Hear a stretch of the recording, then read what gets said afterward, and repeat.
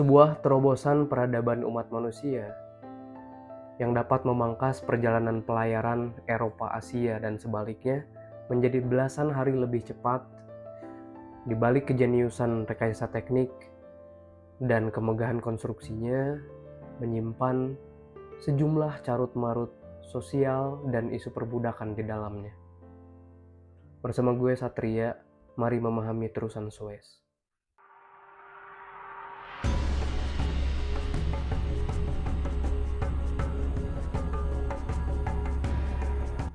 Rencana awal proyek ambisius membelah daratan ini sebetulnya udah lama sejak zaman kuno. Beberapa sumber menyebutkan Firaun Necho II dan Darius sang penakluk Persia meninggalkan jejak pembangunan kanal yang menghubungkan antara Sungai Nil dengan Laut Merah. Tapi kanal ini hilang nih gara-gara surutnya Laut Merah dan menyusutnya Sungai Nil. Lalu pada abad pertengahan, ide ini mencuat kembali ketika Wazir Agung Ottoman Sokolu Mehmet Pasha berkeinginan untuk menghubungkan Konstantinopel dengan rute perdagangan dan perjalanan haji di Samudra Hindia.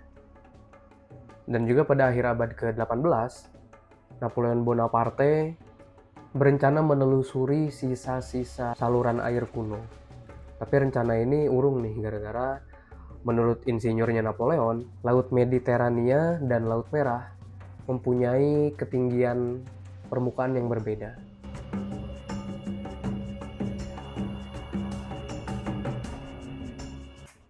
Tapi pada abad ke-19, yaitu pada 1830, perhitungannya insinyur Napoleon Bonaparte yang tadi itu ternyata salah. Ya wajar sih, karena kan terpaut beberapa ratus tahun, pastinya teknologi dan sebagainya tuh nggak sepadan dengan zaman yang lebih modern. Nah, seorang penjelajah sekaligus insinyur asal Prancis bernama Linan de Bellefonte melakukan survei dan memastikan bahwa Laut Merah dan Laut Mediterania ini punya ketinggian yang sama.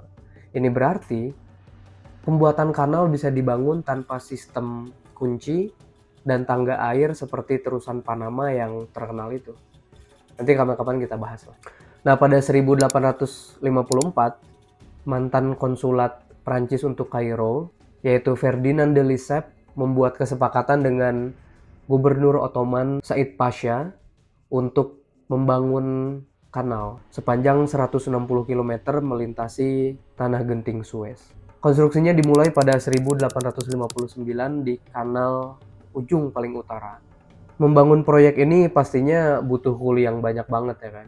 Diperkirakan sekitar 1,5 juta orang terlibat dalam pengerjaan proyek ini.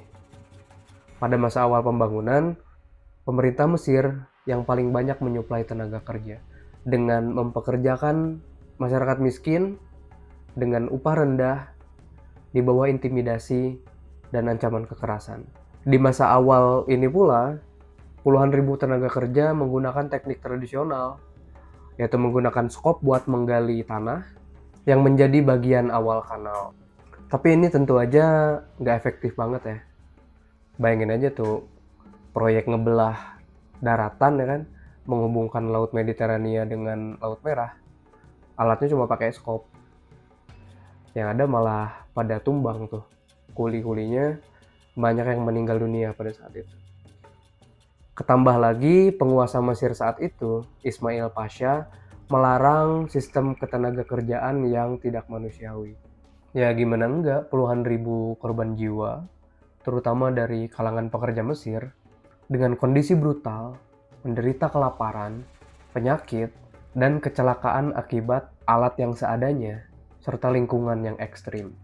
Walaupun jumlah pasti korbannya sulit dipastikan, ya kurang lebih puluhan ribu korban jiwa yang meninggal pada pembangunan proyek terusan Suez. Penyebab utamanya ya diantaranya kerja paksa itu tadi, dalam konteks upah yang sangat minim dan intimidasi. Artinya, kalau lu nggak kerja dengan upah segini, kekerasan yang akan menanti lu. Kurang lebih begitulah yang ditekankan kepada para pekerja. Kemudian karena penyakit, ya karena di lingkungan kerjanya kurang sanitasi, tempat tinggal yang tidak layak. Ini menyebabkan wabah kolera, disentri, tifus, dan gangguan paru-paru yang menjangkit para pekerja proyek ini. Terlebih lagi, penggalian yang dilakukan secara tradisional menggunakan tangan dan peralatan yang cukup terbelakang ya, di tengah teriknya gurun ya. Bayangin aja tuh cuaca Mesir, ya kan? Terus kerja proyek ngegali tanah buat nyatuin laut. Tentu aja ini menyebabkan penyakit dan kecelakaan kerja. Ya ngeri deh kalau dibayangin.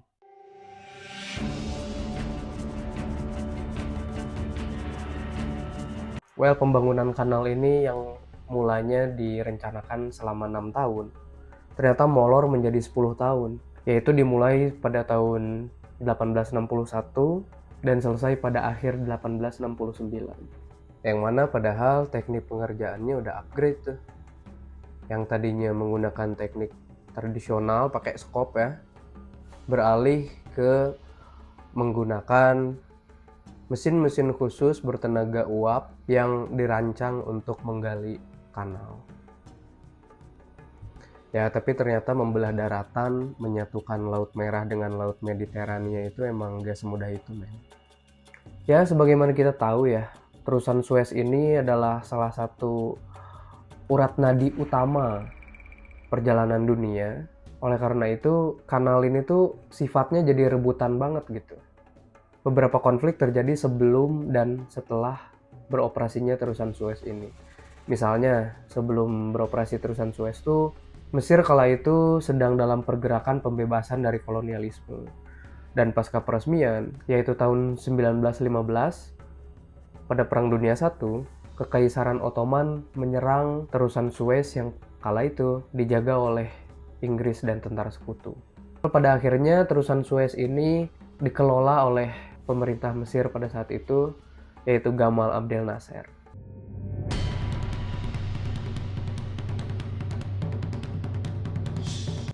Kalau kita ngomongin seberapa penting sih terusan Suez ini, mungkin kita bisa mengukur pada insiden yang terjadi pada Maret 2021 lalu, yaitu tersangkutnya kapal milik Evergreen yang bernama Ever Given di terusan Suez. Jadi menurut kapten kapalnya ini bisa tersangkut di terusan Suez karena kencangnya angin yang menerpa kapal pada saat mau putar balik, sehingga si ujung depannya nyangkut ke dinding kanal dan ujung belakangnya juga mentok tuh ke dinding kanal juga. Alhasil, kapal berbobot 26.000 ton sepanjang 400 meter ini memblokade jalur terusan Suez selama 6 hari full tanpa ada celah sedikit pun. Karena kan lebarnya si terusan Suez ini 200 meter ya, dan panjangnya si kapal 400 meter. Jadi posisinya miring gitu. Nah, karena insiden selama 6 hari ini, perekonomian global merugi sekitar 5,7 triliun rupiah per jam. Ya, sehari 24 jam kali 6 hari. Tapi pada akhirnya, kapal-kapal tanker dikerahkan untuk mengevakuasi Ever Given ini. Dan kemudian otorita terusan Suez pada saat itu, Osama Rabi, menyatakan bahwa kapal Ever Given ini harus ditahan sampai kompensasi dibayarkan oleh pemilik perusahaan.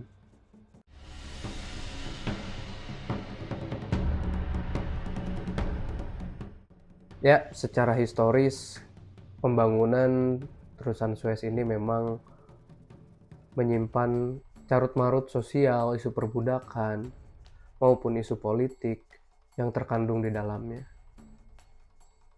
Tapi saat ini, terusan Suez menjadi salah satu urat nadi utama yang menggerakkan perdagangan dan ekonomi dunia.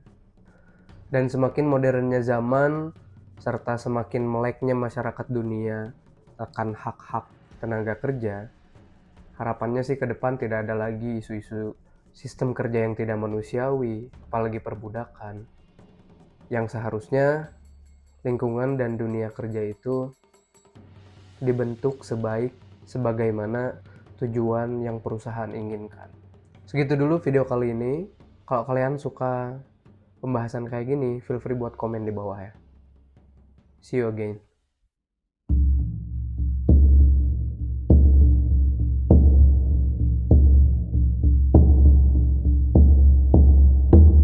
Yo soy una hija del Inti Sol, de la Pachamama.